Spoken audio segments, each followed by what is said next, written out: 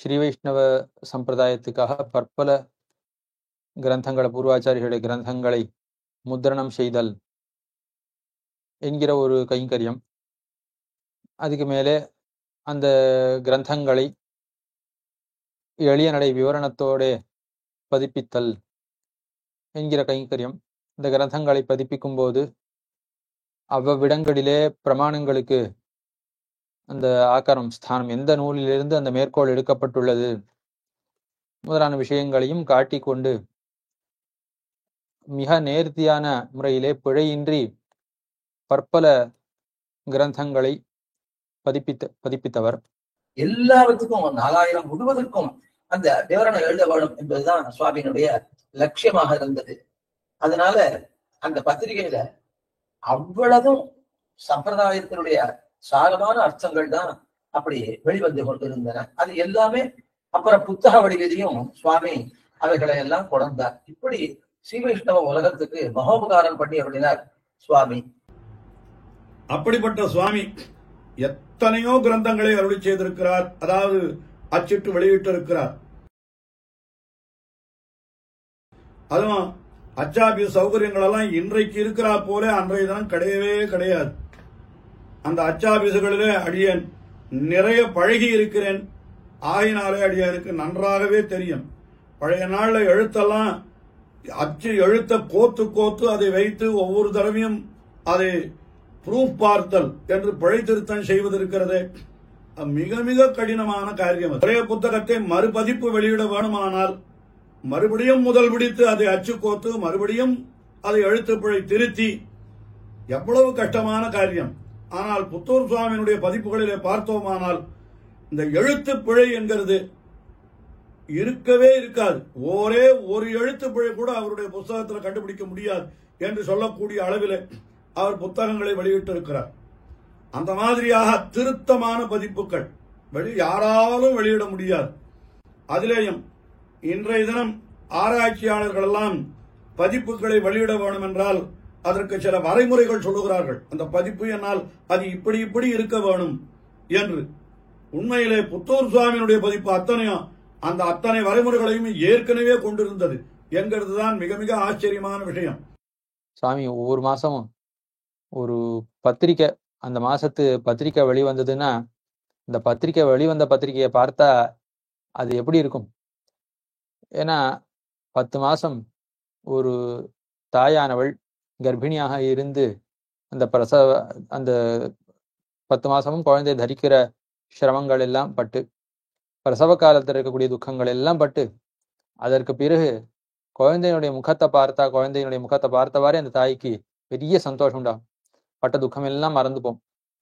அத போல ஒரு மாச பத்திரிகை, அதற்கு அது வெளிவருவதற்கு மற்ற பத்திரிகைகளை போல இல்லாமல் ஒவ்வொரு பத்திரிகையிலையும் ஒரு பிழையும் இருக்கக்கூடாதுங்கிறதுக்காக பல முறை அந்த பிரதிகளை ப்ரூஃப் பார்க்கிறதுன்னு சொல்கிறார்களே, அந்த ரீதியிலே பார்த்து மிகுந்த ஒரு ஊக்கத்தோட சிரமத்தோட அந்த காரியத்தை நடத்தி வந்தவர். ஒரு பன்முகமாக அமைந்திருக்கக்கூடிய இதிகாச புராணம்னா அவர் சுவாமி தொடாத அம்சம் கிடையாது. வேதாந்தம்னா தொடாத அம்சம் கிடையாது. ரகசிய கிரந்தம்னா தொடாத அம்சம் கிடையாது. தமிழ் இலக்கியங்களிலேயும் பல விஷயங்களை தொட்டு இருக்கிறார். திவ்ய பிரபந்த வியாக்கியானங்களையும் பல விஷயங்களை காட்டியிருக்கிறார். அப்ப பார்க்கிற போது சம்பிரதாயத்துக்கு அவசியாபேட்சிதமாய் அமைந்திருக்கக்கூடிய எத்தனை பிரமாணங்கள் உண்டோ அத்தனை பிரமாணங்களிலேயும் இவர் விலட்சணமாக விசதீகரணம் பண்ணி காட்டியிருக்கிறார் அர்த்தங்களை. அப்ப பார்க்கிற போது இவர் பண்ணி இருக்கக்கூடிய உபகாரமானது மகோபகாரமாகத்தான் அமைந்திருக்கக்கூடியதுன்னு தெரிவிக்கிறது. கூட ஸ்ரீராமாயணத்தினுடைய அர்த்தங்கள், பாரதாதி தனிஸ்லோகம் இத்தியாதியான விஷயங்கள், இதையெல்லாம் விவரணத்தோடே தாம் பதிப்பித்திருக்கக்கூடிய விஷயம் தனிஸ்லோக வியாக்கியானம். சுவாமி பண்ணியிருக்கும்படியான உபகாரம் இருக்கிறதே, அது பன்முகமான உபகாரம். ரகசிய கிரந்தங்களுடைய அர்த்தங்களை எல்லாம் அற்புதமாக காட்டி கொடுத்திருக்கிறார். வேதாந்த கிரந்தங்களுடைய விசதீகரணமாக அமைந்திருக்கக்கூடிய கிரந்தங்கள், சாரீரக காரிகாவளி, சன்மத காரிகாவளி இத்தியாதியான கிரந்தங்களை எல்லாம் அற்புதமாக சாதித்தருளி இருக்கிறார். பகவத்கீதா பாஷ்யத்தினுடைய அர்த்தத்தையும் அதற்கு ஸ்ரீ வேதாந்த தேசிகன் அனுகிரகித்தருள் இருக்கக்கூடிய தாத்பரிய சந்திரிகையிலே காட்டப்பட்டிருக்கக்கூடிய நுட்பங்கள் பலவற்றையும் அதிவிபுலமாக பல சம்பத்சரங்கள் அற்புதமாக சாதித்து பூர்த்தி பண்ணி ஒரு விலக்கண கிரந்தமாக நமக்கு தந்தருளி இருக்கிறார். அதை தவிர திவ்ய பிரபந்த வியாக்கியானங்களை பதிப்பித்தல், அந்த திவ்ய பிரபந்த வியாக்கியானங்களுக்கு விவரணங்கள், அதுல ஆராய்ச்சி முகமாக என்னென்ன பண்ண வேண்டுமோ எல்லா கிரந்தத்திலேயுமே ஆராய்ந்து அர்த்த விசேஷங்களை எல்லாம் நிர்ணயம் பண்ணி காட்டிக் கொடுத்திருக்கக்கூடிய விஷயமாக அமைந்திருக்கு. அதற்கு மேற்பட அடியவர்களுக்கு ஏற்படும்படியான சந்தேகங்களை தீர்ப்பதற்காக சுதர்சனர் பதில் என்னும்படியான அந்த பகுதியாக அமைந்திருக்கிறது. பகவத் பரத்வத்துக்கு விரோதமாக ஆறார் சொல்லுகிறார்களோ அவர்களுடைய வாயை அடைக்கும்படியான கிரந்தமாக ஸ்ரீ விஷ்ணு சித்த விஜயம் என்னும்படியான விலக்கணமான கிரந்தத்தை அனுகிரகித்தருள் இருக்கிறார். நம்முடைய பெரிய சுவாமி புத்தூர் சுவாமியை பத்தி சொல்றதுண்டு. முடிந்த வரையிலும் எங்கேயுமே ஒரு சம்ஸ்கிருத வார்த்தையும் வராமல் அதுக்கு வேண்டிய ஜாகிரதை எல்லாம் பண்ணி அந்தந்த தமிழ் நடையிலே பதங்களை தொகுத்து கொண்டு போறதுங்கிறது அவர் ஒரு வழக்கத்தை கொண்டு வந்தார். ஆனா ஆங்காங்கே எங்கேயாவது சம்ஸ்கிருத பதங்கள் பிரயோகிக்க வேண்டுமானால் அதுக்கு 2, 3, 4 கோடு போட்டி அந்த சம்ஸ்கிருத ஸ்லோகங்களை சொல்லி இருந்தாலும் கூட பட் அந்த சம்ஸ்கிருத பதங்களை சொல்லும் பொழுது, தமிழ் பதங்களை சொல்லும் பொழுது ஜெனரலா பேசக்கூடிய தமிழ் மணிப்பிரவாளமாக நம்முடைய பூர்வாச்சாரியர்கள் காட்டி உள்ள அந்த தமிழ் பாஷையை பிரயோகிக்காமல் அதுக்கு ஸ்பெஷலாக தமிழ் வார்த்தைகளை தேடி அதிலே தொகுத்து அப்படி ஒரு வாக்கிய ரச்சனை சுவாமி நன்றாக பண்ணுவார். அது தவிர அந்த பிரமாணங்கள் சம்ஸ்கிருத சொற்களை எல்லாம் தமிழிலே வெளியிடுகிற பொழுது அந்த காலத்துல மிகவும் சிரமமான காரியம். அது பிடிவாதமாக என்ன பண்ணுவார்னு கேட்டா அந்த கவர்க்கம் சவர்க்கம் பவர்க்கம் என்பதற்காக ஒவ்வொரு காவுக்கும் 1, 2, 3 என்று எழுத்துக்களை இட்டு இதெல்லாம் அச்சு கோக்கிறது எவ்வளவு கஷ்டம் தெரியுமா? இன்னைக்கு எல்லாம் கம்ப்யூட்டர்ல செய்யறோம், ரொம்ப சுலபமா போயிடுது. ஆனா புத்தூர் சுவாமி பண்ற பொழுதோ ஒரு கா என்று எழுதி அதுக்கு பக்கத்துல 2ன்னு போடணும்னா அதுக்கு தனியா இன்னொரு எழுத்தை சேர்க்கணும். இதெல்லாம் அச்சு கோக்குறவனே பண்ண மாட்டான், வேற வேலை இல்லைன்னு போயிடுவான். ஆனா அதெல்லாம் துளி கூட பார்க்காமல் அந்த எழுத்துக்களுக்கெல்லாம் எண்ணிக்கை கொடுத்து பின்னால படிக்கிறவர்களுக்கு அது பலமா பலமா என்ற சந்தேகம் வரக்கூடாது இல்லையா? பலம் என்னால் பா போட்டு 2 போடணும், பலம் என்னால் பா போட்டு 3 போடணும் என்று விடாமல் அந்த எழுத்து பிரமாணங்கள் எல்லாத்துக்கும் எந்த சாதாரண புத்தூர் சுவாமி அச்சு ஆபீஸுக்கு கொடுக்கறதுக்கு ஏதாவது விஷயம் காகிதத்துல எழுதினா கூட அந்த 1, 2, 3 போடாது எழுதவே மாட்டார். அடி எனக்கு ஏதாவது சீமுகம் சாச்சா அந்த சீமுகத்துல கூட சம்ஸ்கிருத வார்த்தைகள் எழுதுற பொழுது தமிழ்ல எழுதினா 1, 2, 3 போடாது எழுத மாட்டார். இந்த மாதிரி எல்லாம் ஒரு நெறியோடு இருந்து நம்முடைய சம்பிரதாயத்தை அந்த புத்தகங்களாலே புத்தகங்கள் பல புத்தகங்களை அச்சிட்டு ரட்சித்து அவர் பண்ணி இருக்கிற உபகாரத்திற்கு ஸ்ரீ வைஷ்ணவ உலகம் மிக மிக மிக கடமைப்பட்டிருக்கிறது. புத்தூர் சுவாமிக்கு இருக்கக்கூடிய ஒரு முக்கியமான சிறப்பு, அவருடைய பதிப்புகள் இருக்கக்கூடிய முக்கியமான சிறப்பு, பிரமாணங்களுக்கு அர்த்தத்தை தெளிவாக அவருடைய பதிப்புகள்ல இருந்து தெரிந்து கொள்ள இயலும். ஆச்சாரியர்கள் தங்களுடைய கிரந்தங்களிலே பற்பல பிரமாணங்களை உதாகரித்தருள்வார்கள். ஆனா அந்த பிரமாணங்களுக்கெல்லாம் என்ன அர்த்தம், ஏன்னா சம்ஸ்கிருதம் அறிந்தவர்களுக்கு அந்த பிரமாணங்களுக்கு அர்த்தம் தெரியும். ஆனா சம்ஸ்கிருதம் அறிந்தவர்களும் கூட சில இடங்கள்ல இந்த இடத்துல இப்படி பொருளா அப்படி பொருளா என்ன மருள் ஒரு தவறான அறிவு ஏற்படுவதற்கு சில இடங்கள்ல அவர்களுக்கு கூட வாய்ப்பு இருக்கும். ஆனா புத்துசுவாமியுடைய விவரணம், அந்த பதிப்புகள், அந்த அருளிச்செயல் விவரணமா இருக்கட்டும், மற்ற எந்த பதிப்பா இருக்கட்டும், எல்லா இடத்துலையும் எடுத்த ஸ்லோகங்களுக்கு தவறாமல் பொருள் அவராலே குறிப்பிடப்படும். அதுவும் ஸ்லோகங்களுக்கு அர்த்தம் அருள் செய்யும் காலத்தை புத்துசுவாமி மொத்த ஸ்லோகத்தினுடைய கருத்தை மட்டும் சொல்லுவாருன்னா சொல்ல மாட்டார். அவருடைய பொழிப்புரை ஒரு வாக்கியமா தான் இருக்கும். ஆனா அந்த ஒரு வாக்கியத்துக்குள்ள அந்த வாக்கியத்தை நன்னா பார்த்தோமே ஆனால் ஸ்லோகத்தில் இருக்கக்கூடிய ஒரு சொல்லுக்கு கூட பொருள் விடாதபடியாக அந்த வாக்கியத்துக்கெல்லாம் அர்த்தம் நன்னாக அருள் செய்திருப்பார். ஆகையில ஒரு சேர் இருந்தா கூட அதற்கு கூட ஒரு சின்ன சொல்லாக இருந்தா கூட அதனுடைய அர்த்தத்தையும் விடாமல் அப்படி அந்த பொழிப்புரை எழுதுற ஒரு சாமர்த்தியம் அது புத்தூர் சுவாமிக்கே உண்டான ஒரு சாமர்த்தியம். கஷ்டமான இடங்கள்ல கூட ஒரு சொல்லுடைய கருத்து விடாமல், அதாவது சம்ஸ்கிருத பாஷையினுடைய ரீதி வேறையா இருக்கும், தமிழ் பாஷையினுடைய ரீதி வேறையா இருக்கும்.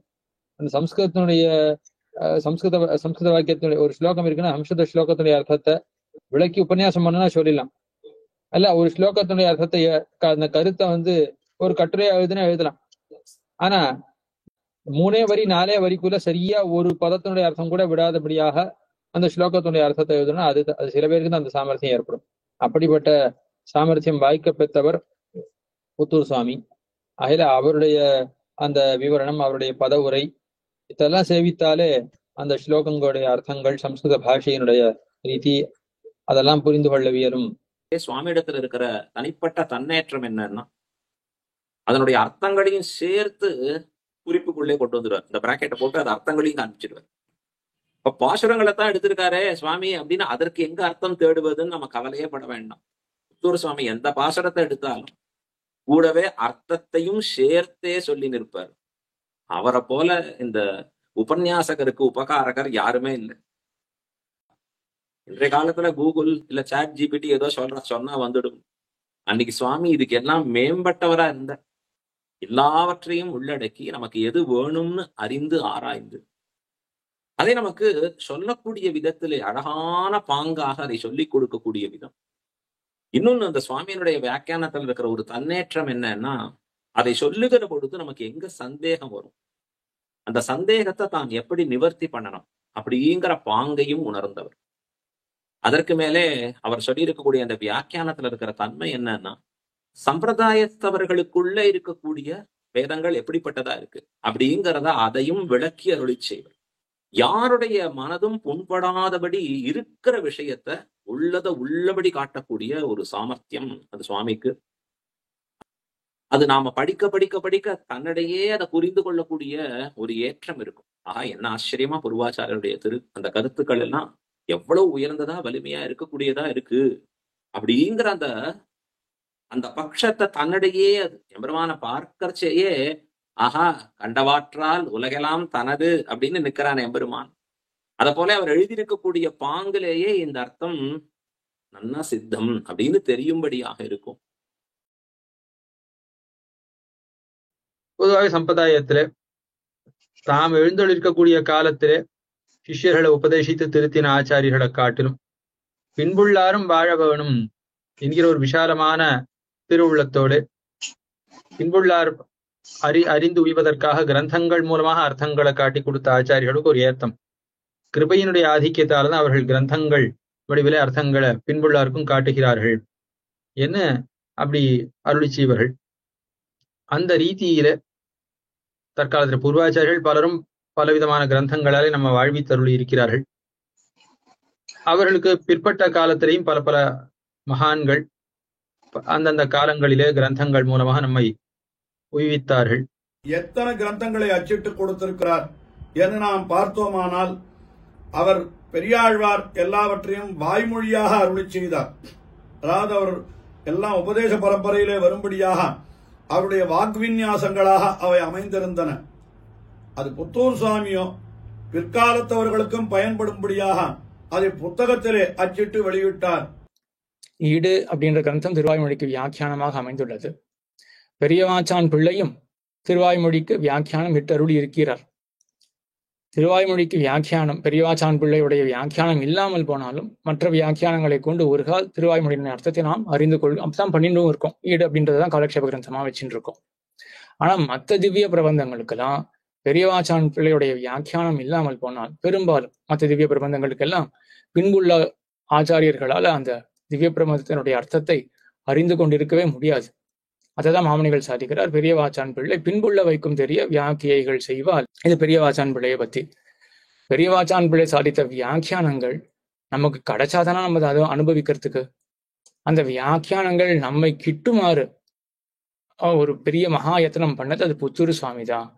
உபன்யாசங்களை கேட்டு சம்பிரதாயத்தினுடைய மேலெழுந்த வாரியான அர்த்தங்கள் தெரிந்து கொண்ட பிறகு ஆழமாக அர்த்தங்கள் தெரிந்து கொள்ள வேண்டும் அப்படின்ற அவா இருக்கிறவர்களுக்கு வியாக்கியானங்கள் இல்லாமல் போனால் மற்றொரு புகழ் கிடையாது. அந்த வியாக்கியானங்கள் புத்தூர் சுவாமியால தான் இன்றைக்கு ஸ்ரீ வைஷ்ணவ லோகத்திலே பிரச்சுரமாக வந்துள்ளன. தற்பொழுது பலரும் நாம் எல்லாருமே அருளிச்செயல் வியாக்கியானங்களை சேவிக்கிறோம். ஏன்னா அருளிச்செயல் வியாக்கியானங்களுக்கு நமக்கு எல்லாருக்கும் உபயோகப்படக்கூடியது புத்துசாமியுடைய பதிப்பு தான். புத்துசாமியுடைய பதிப்பை கொண்டுதான் முன்னாடி பல மகான்கள் பத்திரிகைகளை கிரந்தங்கள்ல பதிப்பித்திருக்கிறார்கள். இருந்தாலும் இக்காலத்திலே அந்த கிரந்தங்கள் பதிப்புல இல்லாதபடியால கிடைப்பதில்லை. இப்பொழுது பெரும்பாலான வித்வான்கள் உபயோகப்படுத்தக்கூடிய வியாக்கியான பதிப்புகள்லாம் புத்துசாமியுடைய வியாக்கியான பதிப்புகளை கொண்டுதான் உபன்யாசங்களோ காலக்ஷேபங்களோ எல்லாரும் நிகழ்த்தி வருகிறார்கள்.